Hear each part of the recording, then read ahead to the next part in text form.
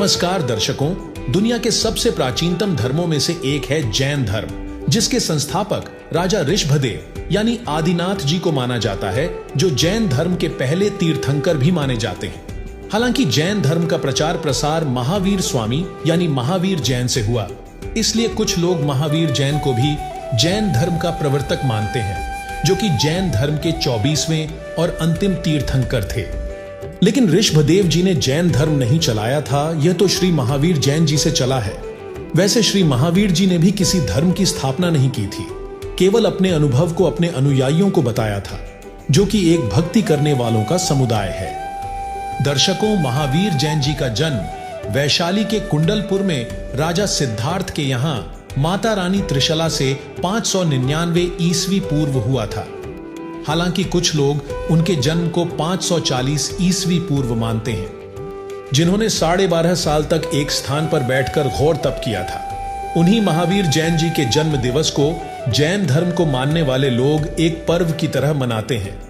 कबीर सागर के अध्याय जैन धर्म बोध पृष्ठ 45 पर परमेश्वर कबीर जी ने जैन धर्म की जानकारी देते हुए कहा है, अयोध्या में एक राजा नाभिराज हुए हैं, जिनके पुत्र ऋषभदेव जी थे, जो नाभिराज जी के बाद अयोध्या के राजा बने।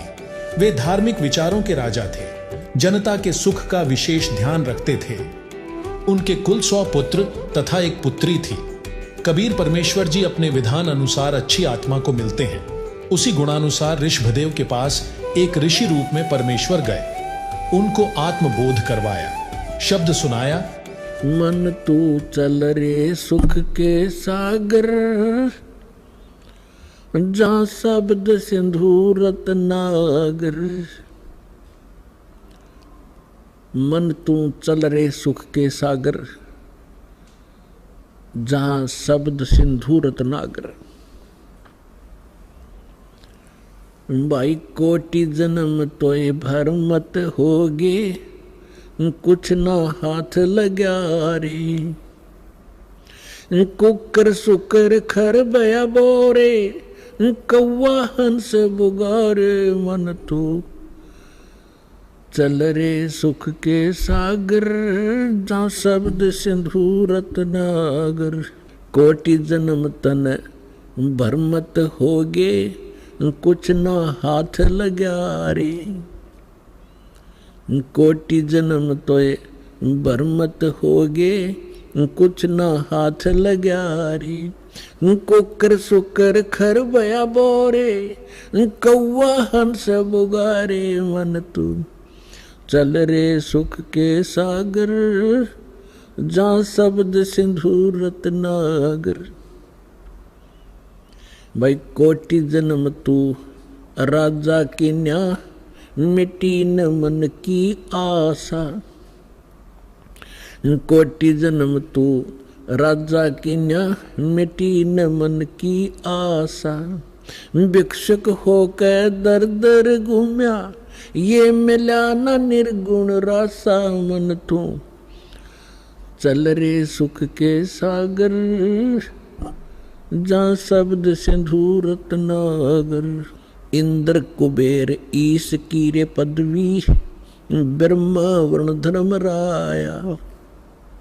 इंद्र कुबेर ईश की रे पदवी, ब्रह्मा वर्ण धर्म राया।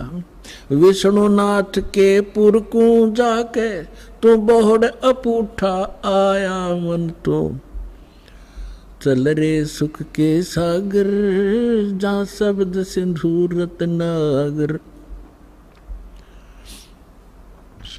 असंग जन्म तोय भर मत होगे, जीवित क्यों न मरे रे। भाई असंग जन्म तन मरत्या होगे, जीवित क्यों न मरे रे। 12 मध्य महल मठ बोरे, बोहर न दे धर रे। मन तू चल रे सुख के सागर, जहाँ शब्द सिंधु रत्नागर। दोजक भिष्ट सभी तय देखे, राजपाट के रसिया। दोजक भिष्ट सभी तय देखे, राजपाट के रसिया। तीन लोक से तरपत नाही, ये मन भोगी खसिया मन तू चल रे सुख के सागर, जा शब्द सिंधु रत्नागर, मन तू चल रे सुख के सागर, जा शब्द सिंधु रत्नागर। भाई सतगुरु मिले, सतगुरु मिले तो इच्छा मिटे, पद मिल पदे समाना। सतगुरु मिले तो इच्छा मिटे, पद मिल पदे समाना।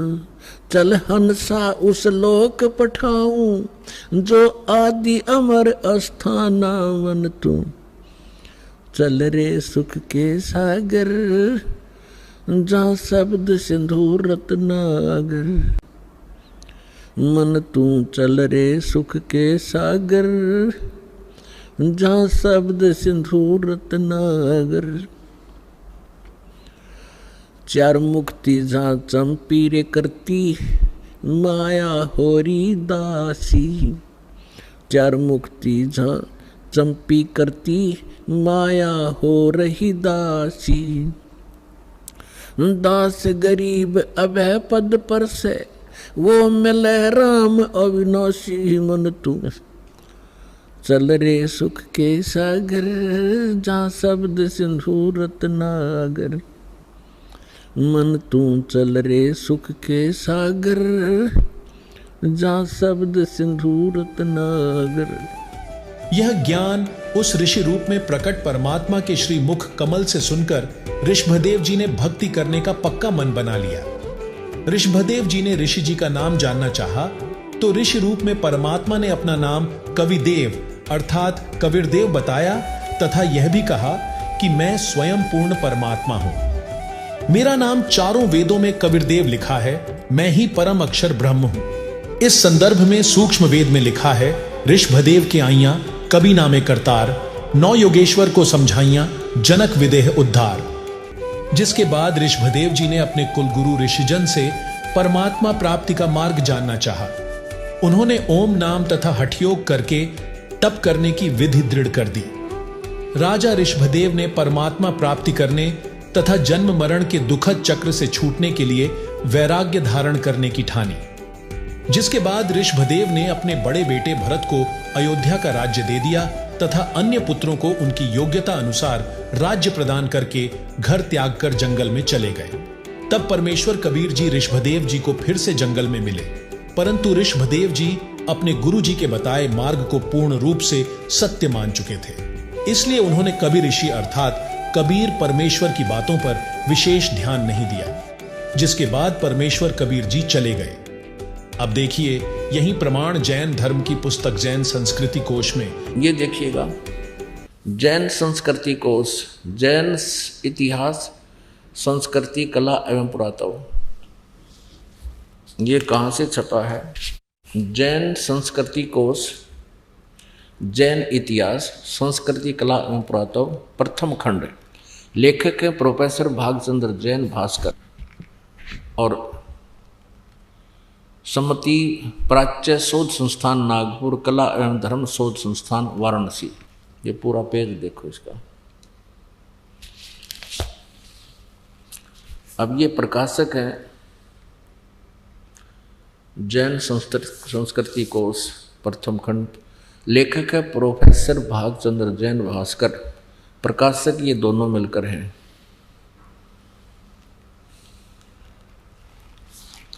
अब ये स्वर्गीय पूज्य पिता श्री गोरेलाल जी जैन एवं पूज्य श्री मातु श्री पूज्या तुलसा देवी जैन की पुण्य समर्थी में सादर समर्पित।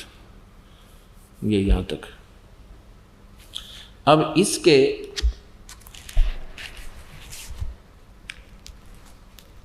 ये देखिएगा 175 पृष्ठ पे, ऋषभ देव के पौत्र मारीची, भरत के पुत्र, जो पुराण में वैदिक धर्म के प्रवर्तक माना गया है। ये जो मारीची है, इससे वैदिक धर्म चला था। अब ध्यान से देखना पुण्यात्माओं, आप बहुत इंटेलिजेंट बालक हो। अब कंप्यूटर तक बना लिया आपने, तो ये तो बहुत आसानी से समझ सकते हो। ऋषभ देव के पौत्र यानी पोते मारीची, जो भरत के पुत्र थे, और जिसको मारीची को पुराण में वैदिक धर्म का प्रवर्तक माना गया है। यही मारीची जैन परंपरा में आगे चलकर महावीर जैन यानी वर्धमान बना, महावीर जैन हुआ। यही आत्मा मारीची वाली जो ऋषभ देव के पौत्र थे, पोते। अब आगे देखते हैं जैन धर्म का, ये देखो 176 पृष्ठ पे, जैन धर्म का विकास इतिहास। तीर्थंकर ऋषभ देव की जीवन घटनाएं। तीर्थंकर ऋषभ देव अंतिम कुलकर नाभिराज के पुत्र थे। उनकी माता मरु देवी थी। वे इक्ष्वाकु वंशी नाभिराज अयोध्या के एक लोकप्रिय राजा थे। तरुण होने पर नाभिराज ने ऋषभ देव का विवाह सुनंदा और सुमंगला से कर दिया। 2 पत्नियों से विवाह कर दिया। सुनंदा ने तेजस्वी पुत्र बाहुबली और पुत्री सुंदरी को जन्म दिया। 2 संतान हुई। और सुमंगला ने भरत सहित 99 पुत्रों को और ब्राह्मी पुत्री को जन्म दिया। यानी ऋषभ देव के 100 पुत्र 2 बेटियां थी। समय आने पर ऋषभ देव ने भरत को अयोध्या का, बाहुबली को तक्षशिला का और शेष युवराजों को उनकी योग्यता अनुसार राज्य सौंपकर संसार त्याग दिया। और यानी मरे नहीं, अपना घर त्याग दिया।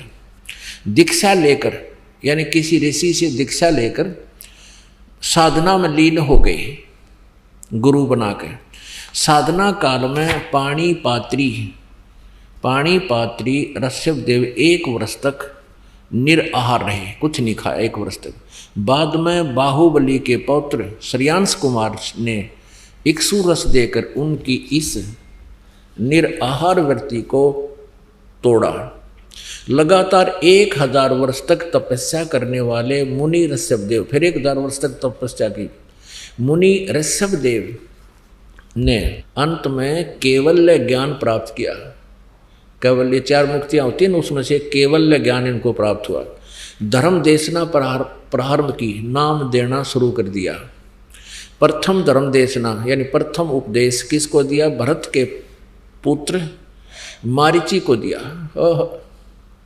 यानी अपने पौत्र मारीची को दिया। और यही मारीची आगे चलकर महावीर जैन बना, जो बाद में 24 में तीर्थकर महावीर बने। प्रथम धर्म देशना, ऋषभ देव ने 1000 वर्ष तपस्या करने के बाद नाम देना शुरू किया। और प्रथम नाम उपदेश अपने पोते को दिया, भरत के पुत्र मारीची को। और यही मारीची आगे चलकर 24 में तीर्थकर महावीर बने, महावीर जैन जिसको कहते हैं। जबकि पवित्र श्रीमद् भगवत गीता अध्याय 6 श्लोक 16 में कहा है कि हे भारत, यह योग यानी साधना न तो बिल्कुल न खाने वाले की, न अधिक खाने वाले की, न अधिक जागने वाले की, न अधिक सोने वाले की सफल होती है, यानी निराहार रहने वाले की भक्ति व्यर्थ है। वहीं गीता अध्याय 17 श्लोक 5 से 6 में कहा है कि जो मन कल्पित घोर तप को तपते हैं, वे शरीर में स्थान स्थान पर विराजमान शक्तियों व अन्य जीवों को, जो शरीर में जीवाणु हैं, उनको तथा मुझे क्रश करने वाले अर्थात पीड़ा देने वाले हैं, उनको असुर स्वभाव के जान। दर्शकों, अब देखिए ऋषभदेव जी ने जो साधना की उसका उन्हें क्या परिणाम मिला। अब ऋषभ देव जी की क्या दुर्गति हुई ये आपको दिखाते हैं। ये देखिएगा श्रीमद् भगवत सुधा सागर, गीता प्रेस गोरखपुर से प्रकाशित। भगवान वेद व्यास कृत श्रीमद् भगवत 12 स्कंदों की सरल हिंदी व्याख्या श्लोकांक सहित सुख सागर, गीता प्रेस गोरखपुर से प्रकाशित है। प्रकाशक व मुद्रक गीता प्रेस गोरखपुर, गोविंद भवन कार्यालय कोलकाता का संस्थान। ये इनके फैक्स फोन नंबर है, ये देखिएगा 281 पृष्ठ पे, यहाँ 280 पे। इससे भगवान ऋषभ देव यद्यपि इंद्रादि सभी लोकपालों के भूषण रूप से थे, तो भी जड़ पुरुषों की भांति अवधूतों के से विविध वेश, भाषा और आचरण से अपने ईश्वरीय प्रभाव को छिपाए रहते थे। अंत में उन्होंने योगियों को देह त्याग की विधि सीखने के लिए अपना शरीर छोड़ना चाहा। वे अपने अंतःकरण में अभेद रूप से सचित परमात्मा को अभिन्न रूप से देखते हुए वासनाओं की अनुवृत्ति से छूटकर लिंग देह के अभिमान से भी मुक्त होकर उपराम हो गए। इस प्रकार लिंग देह के अभिमान से मुक्त भगवान ऋषभदेव जी का शरीर योग माया की वासना से केवल अभिमान भास के आश्रय से ही पृथ्वी तल पर विचरता रहा। वह देववश, कोंक वेंक और दक्षिण आदि कुटक कर्नाटक के देश में गया और मुख में पत्थर का टुकड़ा डाले। ऋषभदेव जी ने मुंह में पत्थर का टुकड़ा डाल रखा था और बाल बिखेरे उन्मत्त के समान दिगंबर रूप से यानी कति नंगे कुटका चल के वन में घूमने लगा। इसी समय झंझावात के जंकोरे हुए बांस के घर्षण से प्रबल दावा अग्नि धधक उठी, यानी जंगल में आग लगी और उसने सारे वन को अपनी लाल लाल लपटों में लेकर ऋषभदेव जी के सहित भस्म कर दिया। उड़द जल का मर गया ऋषभदेव जी दावा नल में। वन में आग लगी, ये वहाँ पत्थर मुंह में लेकर नंगा घूम रहा था। बताइए, कोई एक भगत के लक्षण है? आप खुद विचार करिए पुण्यात्माओं। अब ये हालत ऋषभदेव की जब हुई, उस समय हुई ये, यानी काल की मर्यादा वत साधना कर रहा था। दर्शकों, इससे स्पष्ट होता है कि जिस साधना को जैन धर्म के प्रथम तीर्थंकर ऋषभदेव यानी आदिनाथ ने की, वह व्यर्थ रही। अब बात करते हैं जैन धर्म के 24वें तीर्थंकर महावीर जैन जी की, जिनसे यह जैन धर्म चला। दर्शकों, यह तो स्पष्ट हो गया कि मरीचि वाला जीव ही आगे चलकर महावीर स्वामी बना, जो कि प्रथम तीर्थंकर ऋषभदेव जी से दीक्षा लेकर साधना की थी। उसके परिणाम स्वरूप मरीचि के जीव ने महावीर जैन के जन्म तक अनेकों कष्ट उठाए, जिसका प्रमाण हमें जैन धर्म की पुस्तक आओ जैन धर्म को जाने में मिलता है। देखिए, ये वही पुस्तक है आओ जैन धर्म को जाने। लेखक हैं प्रवीण चंद्र जैन, M.A. शास्त्री, जम्बूद्वीप, हस्तिनापुर। ये सारा अब फिर थोड़ा सा दिखाते हैं। ये मेरे मालिक, अब ये तो दुर्गति उस प्राणी की है जिसने इस काल के गुरु मर्यादा में रहते हुए साधना की है, मारीची वाले जीव की। ये देखिए, थोड़ा सा दिखा दें। 60,000 बार वैश्या के भाव, 5 करोड़ बार शिकारी बना दिया, नरे पाप इकट्ठे करवा दिए इस काल ने। 20 करोड़ बार हाथी के भाव, 60 करोड़ बार गधे के भाव, 30 करोड़ बार कुत्ते के भाव, 60 करोड़ बार नपुंसक के भाव, 20 करोड़ बार स्त्री के भाव, 90 लाख बार धोबी, 8 करोड़ बार घोड़ा, 20 करोड़ बार बिल्ली और 60 लाख बार गर्भपात से मरण, 80 लाख बार देवता हुआ। बस 80 लाख बार तो देवता और बाकी अविरण में टिनरी। ये तो उस प्राणी की है जो विधिवत काल के गुरु परंपरा में रहकर साधना कर रहा था। और अब ये उसके बाद ये नरक में भी गया, मारुति वाला जो फिर प्रथम नरक में गया। और फिर ये महावीर जैन हुआ। 24 में तीर्थंकर श्री महावीर भगवान हुए। महावीर भगवान होया फिर यूं श्री महावीर भगवान के जीव ने कितने पाखंड मत चलाए, 363 पाखंड मत चलाए। दर्शकों, इससे स्पष्ट है कि गुरु परंपरा के अनुसार भक्ति करने वाले मरीचि के जीव को अनेकों कष्ट भोगने के बाद महावीर वर्धमान यानी महावीर जैन के रूप में जन्म हुआ। वहीं महावीर जैन के इतिहास से पता चलता है कि उन्होंने तो किसी से दीक्षा भी नहीं ली थी, यानी गुरु नहीं बनाया था। उन्होंने तो मनमाना आचरण करके साधना की, जिसके विषय में गीता अध्याय 16 श्लोक 23-24 में कहा गया है कि जो मनुष्य शास्त्र विधि को त्याग कर मनमाना आचरण करते हैं, उनको न तो कोई लाभ प्राप्त होता है, न ही उनको किसी प्रकार का सुख होता है और न ही उन्हें मोक्ष की प्राप्ति होती है। इसलिए भक्ति कौन सी करनी चाहिए और कौन सी नहीं, उसके लिए शास्त्र ही प्रमाण है। वहीं परमेश्वर कबीर जी ने कहा है, गुरु बिन माला फेरते, गुरु बिन देते दान, गुरु बिन दोनों निष्फल है, पूछो वेद पुराण।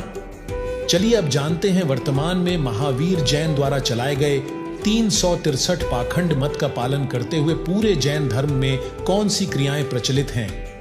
दर्शकों, जैन धर्म में 2 प्रकार के साधु होते हैं। पहले दिगंबर साधु जो बिल्कुल नंगे रहते हैं, जो कि पूर्व के महापुरुषों की नकल कर रहे हैं। जैन धर्म की स्त्री, पुरुष, युवा, लड़के लड़कियां, बच्चे, वृद्ध सब उन नंगे साधुओं की पूजा करते हैं। इनमें स्त्रियों को साधु नहीं बनाया जाता। विचारणीय विषय है कि क्या स्त्रियों को मोक्ष नहीं चाहिए? यदि आपका मार्ग सत्य है तो स्त्रियों को भी करो नंगा, निकालो जुलूस।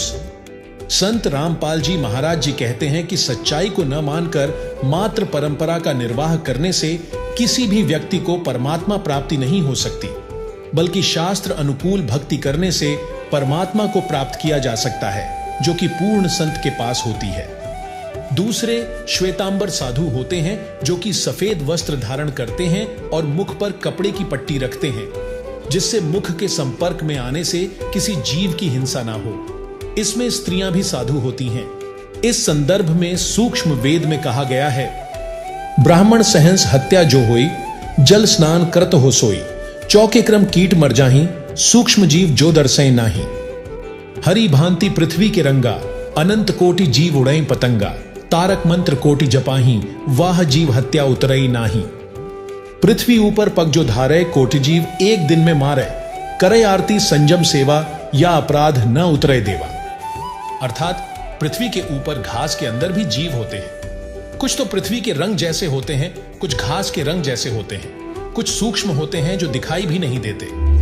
एक दिन में करोड़ों जीव पृथ्वी के ऊपर चलने से मर जाते हैं। अब स्वयं विचार करिए, मुख में पट्टी बांधने और मयूर अर्थात मोर पिच्छी के उपयोग से क्या आप जीव हिंसा से लगने वाले पाप से बच जाओगे? जिसका उत्तर है नहीं, बल्कि जैनियों का यह मानना कि मुख में पट्टी बांधने और मोर पिच्छी के उपयोग से जीव हिंसा नहीं होती, यह बिल्कुल ही गलत धारणा है।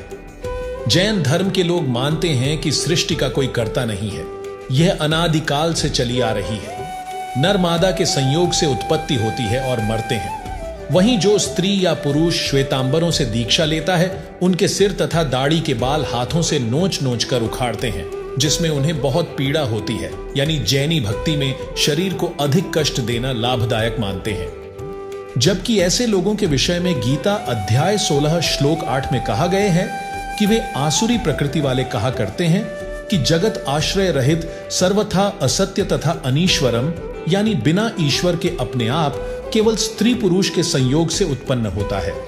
केवल काम अर्थात सेक्स ही इसका कारण है, इसके सिवा क्या है? ऐसी धारणा वाले प्राणी राक्षस स्वभाव के होते हैं। फिर गीता अध्याय 16 श्लोक 9 में कहा है कि इस मिथ्या ज्ञान को अवलंबन करके जिनका स्वभाव नष्ट हो गया है, जिनकी बुद्धि मंद है यानी ज्ञानहीन है, सबका बुरा करने वाले यानी भ्रमित करके गलत ज्ञान गलत साधना द्वारा अनमोल जीवन नष्ट कराने वाले क्रूर कर्मी सर्व बालों को नोच नोच कर उखाड़ना, निवस्त्र फिरना, गर्मी सर्दी से शरीर को बिना वस्त्र के कष्ट देना, व्रत करने के उद्देश्य से कई कई दिन तक भोजन न करना, फिर संथारा द्वारा भूखे प्यासे रहकर देहांत करना आदि आदि क्रूर कर्म हैं। ऐसे क्रूर कर्मी मनुष्य केवल जगत के नाश के लिए ही उत्पन्न होते हैं, जिससे सिद्ध है कि जैन धर्म में चल रही साधना तथा विधान निराधार तथा नरकदायक है। इससे मोक्ष तो स्वप्न में भी नहीं हो सकता। जैनी मूर्ति पूजा में विश्वास रखते हैं, किसी परमात्मा की मूर्ति नहीं रखते, जिनको हिंदू समाज प्रभु मानता है, जैसे श्री विष्णु, श्री शिव जी, श्री ब्रह्मा जी या देवी जी। ये अपने तीर्थंकर को ही प्रभु मानते हैं, उन्हीं की मूर्ति मंदिरों में रखते हैं। ओम मंत्र का स्वरूप तथा उच्चारण बिगाड़कर ओंकार को नोकार बनाकर जाप करते हैं। इसको ओंकार तथा ओम भी कहते हैं। जबकि गीता अध्याय 8 श्लोक 13 और श्रीमद् देवी भागवत के 7वें स्कंद अध्याय 36 पृष्ठ 562 से 563 के अनुसार ओम मंत्र ब्रह्म का है, जिससे ब्रह्मलोक की प्राप्ति होती है। और गीता अध्याय 8 श्लोक 16 के अनुसार ब्रह्मलोक तक गए प्राणी पुनरावृत्ति यानी जन्म मरण के चक्कर में रहते हैं।